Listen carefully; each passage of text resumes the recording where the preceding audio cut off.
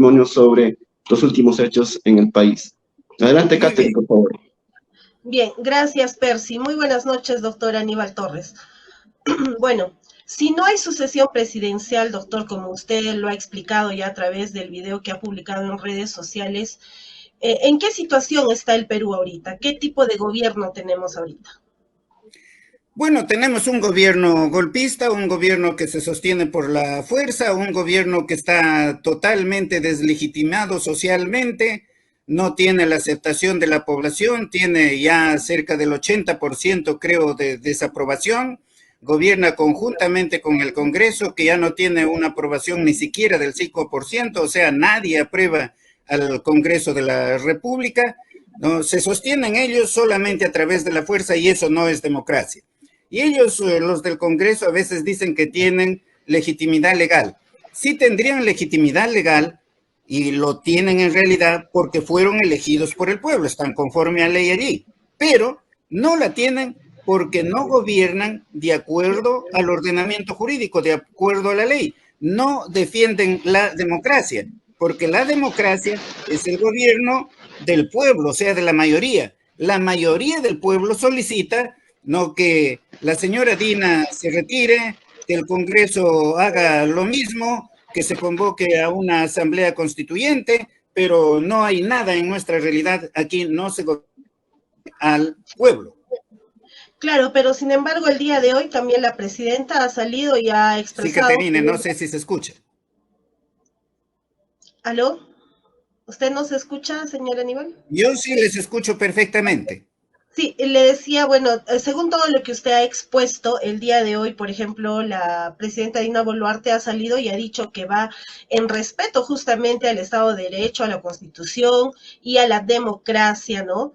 Ella se va a quedar y va a gobernar hasta el 2026. ¿Qué opina usted acerca de estas expresiones? Precisamente son expresiones antidemocráticas, son expresiones que van en contra de la voluntad popular. La mayoría de la voluntad popular está sosteniendo todo lo contrario y ellos sin duda se van a quedar hasta el 2026, pero solamente mediante el ejercicio de la fuerza, el ejercicio de la violencia, incluso contra la población, al extremo que el día de ayer la señora ha dicho, no, que cuántos muertos quieren, o sea, le está diciendo a la población, si ustedes salen, no voy a ordenar que nuevamente les maten. Y eso me parece que no está bien, ya los organismos internacionales están reaccionando, ¿no?, frente a esa actitud. Sería bueno que nos pongamos de acuerdo todos los peruanos, que miremos el interés nacional, que nos demos cuenta que no de ahora, sino hace ya más de 6 años, ya va a ser 7 años que vivimos una inseguridad política con una actitud, ¿no?, que solamente perjudica al país. En este momento, por ejemplo, ellos califican y dicen el gobierno desastroso de Pedro Castillo. ¿Qué cosa quiere decir? ¿Que ellos son mejor gobierno que Pedro Castillo? Ellos son un gobierno totalmente negativo para el país. Solamente le pongo un ejemplo. En Lima, cuando estuvo el régimen de Pedro Castillo, el pollo subió a 10 soles. Y cómo protestó todita la prensa en contra de la presidencia, cómo ha subido eso, que cómo se va a alimentar la gente pobre. Últimamente en Lima ha llegado el precio del pollo, ¿no?, a 14 soles, incluso a 15 soles. ¿Qué ha dicho la prensa? Absolutamente nada. Pero eso va, ¿no?, calando por dentro de la población está indignada con la prensa en Lima, ya no le cree a la prensa, está indignada con el gobierno, la inseguridad ciudadana. La inseguridad ciudadana ahora, si comparamos la inseguridad ciudadana que existió con Pedro Castillo con la que existe ahora, se ha incrementado enormemente, ya sin ninguna medida, ¿no? Y así por el estilo, en todo. Claro. Tenemos un gobierno realmente desastroso. Sí, doctor Torres, en algún momento usted también, justamente de acá, de una plaza de Cusco, usted hizo un controversial llamado, ¿no? Y dijo que si en caso intenten derrocar a Pedro Castillo del gobierno, los pueblos deberían bajar de los cerros, inclusive, ¿no? A defender al presidente que han elegido legítimamente, ¿no? Y refiriéndose a sus opositores, usted dijo, pues, que verán correr ríos de sangre, ¿no? ¿Usted siente que esto se ha cumplido con las muertes en las protestas? Mire, lo que yo dije allí fue una respuesta a esa permanente actitud golpista por parte de la ultraderecha utilizando a la mayoría del Congreso de la República. ¿Quién puede negar que la mayoría del Congreso, con la prensa por supuesto, quisieron vacar al presidente noche y día? Solamente trataban de eso. Había esa situación de plena inseguridad y amenazas al presidente, insultos al presidente, amenazas de muerte, por ejemplo, que yo también he sido víctima de esas amenazas de muerte. Tenía que haber una respuesta. La respuesta, ¿a quién lo íbamos a pedir? ¿A las Fuerzas Armadas? No la podíamos pedir, porque las Fuerzas Armadas siempre estaban del lado también de la ultraderecha. Eso lo sabíamos, eso lo conocíamos. Entonces, ¿a quién teníamos que comunicar, que pedir que defendamos la democracia? ¿A quién? Al titular del poder soberano. El titular del poder soberano es el pueblo, y el pueblo no puede defender la democracia frente a una situación de hecho con otra situación de hecho. Y en ese sentido también están convocando ahora a la tercera toma de Lima porque el exministro Ayala, Walter Ayala, indicó en un medio de comunicación que se está preparando justamente una toma de Lima para julio y pues ya que él mismo lo está anunciando, ¿vendría de este lado la convocatoria o cómo es? Bueno, hay que reconocer la valentía, el coraje, la identidad, ¿no? El sentido de libertad que tiene un pueblo al cual tenemos que admirar en el Perú. Ese pueblo es el pueblo puneño. Y además, otros sectores del sur también otros sectores de el Cusco, porque de distintas ciudades del Cusco me han llamado para manifestar que se van a movilizar ese día de 19 de julio. ¿Y qué he dicho yo? O 19 de julio creo. ¿Qué he dicho yo? Que tienen todo el derecho de movilizarse, pero movilizarse, por supuesto, pacíficamente, sin atentar contra la propiedad privada, ni contra la propiedad pública, ni menos contra la integridad, la vida de las personas. Al gobierno lo que le toca es respaldar esa movilización y escuchar a la población y tomar una decisión así, porque si el gobierno va a salir a atacar a la población que hace su movilización, lo está convirtiendo a una movilización pacífica en una movilización violenta. Claro, pero también hay ya varios dirigentes sindicales, gremiales que han sido pues denunciados, ¿no? Inclusive hace poco hemos nosotros dado la noticia de que hay un dirigente acá de la FARTAC, de la Federación de Agricultores, que está siendo investigado en la Fiscalía por haberle dado alojamiento a los manifestantes que llegaron de provincias y no tenían dónde dormir, ¿no? Por una situación de peculado de uso, cuando en realidad, ¿no? El local de la Federación de Agricultores, pues no es una institución pública. ¿Qué opina usted acerca de esto? Bueno, la dictadura tiene el apoyo, sin duda, de la Fiscalía y también lo tiene de un sector de la población. En el hecho que acaba usted de mencionar, allí no hay ningún delito.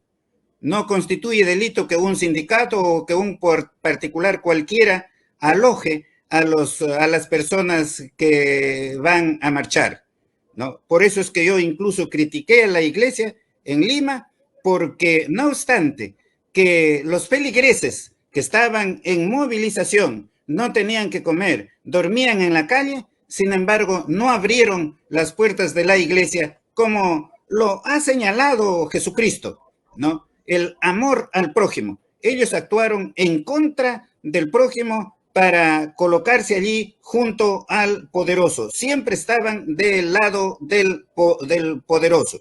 De manera que allí no hay ningún delito. Pero vamos al otro caso de una señora que fue capturada y lo encontraron con 1.916 soles, que era una cantidad recaudada de los aportes allí de la población, porque la población es población pobre, aporta pequeñísimas cantidades y lograron reunir esa suma.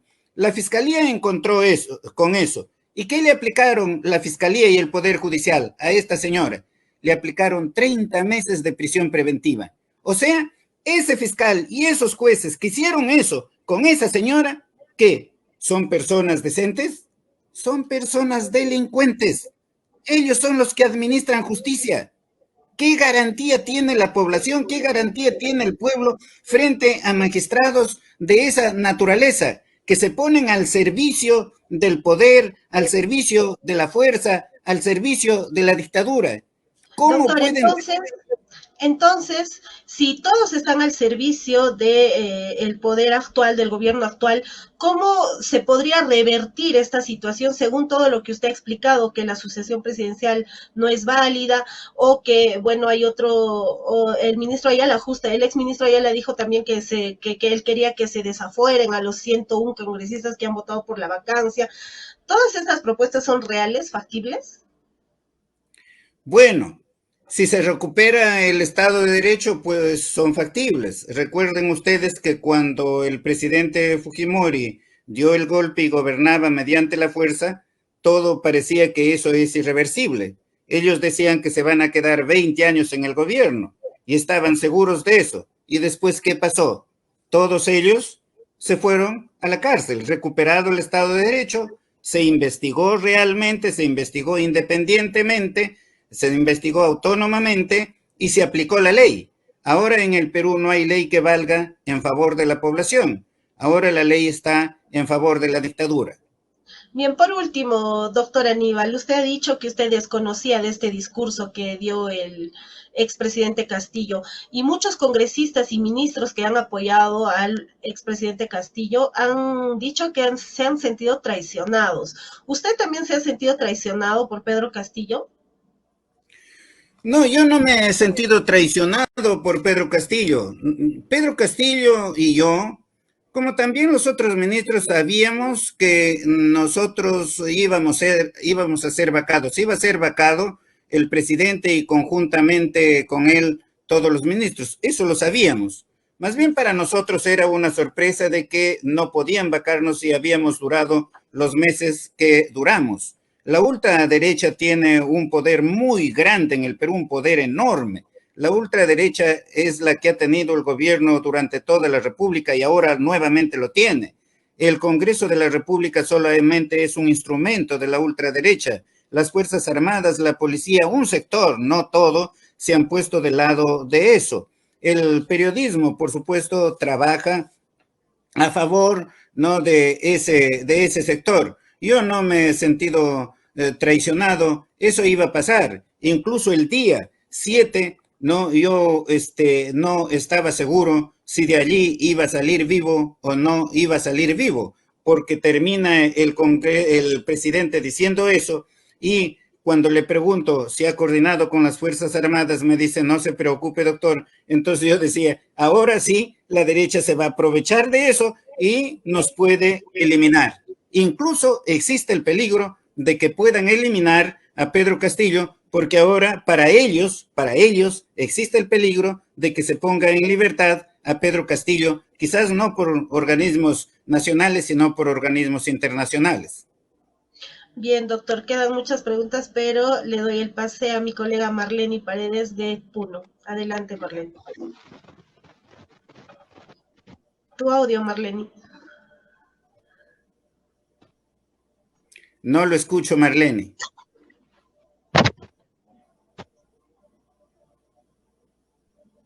Tampoco no lo escucho. Ok. En todo caso...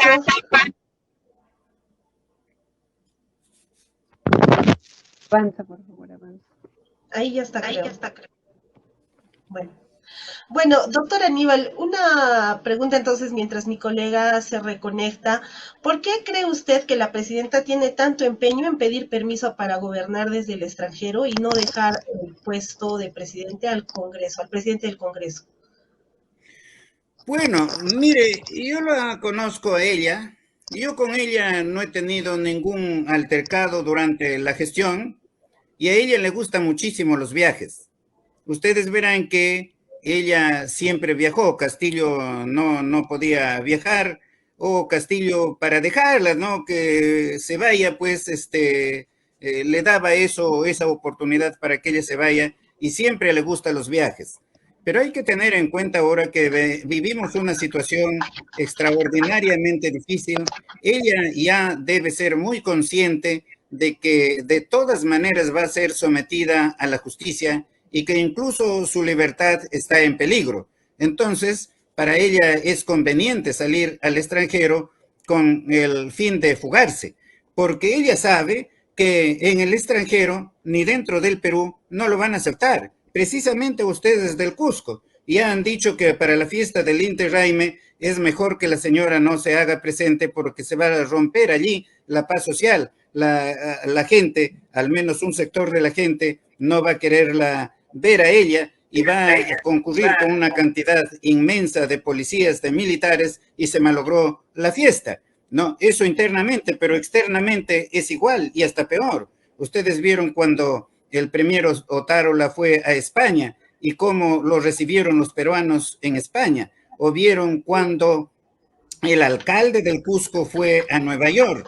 no hablar, discúlpenme la palabra, sandeces, y la población tuvo que reaccionar, ¿no? De manera que a ella le gusta viajar en primer lugar, sí.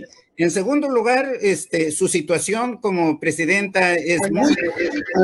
Mientras más permanezca en el gobierno, peor es su responsabilidad. Más todavía con su declaración de ayer, que dice, ¿no?, que cuántos muertos quieren si van a salir, o sea, les está diciendo, si salen nuevamente les voy a matar.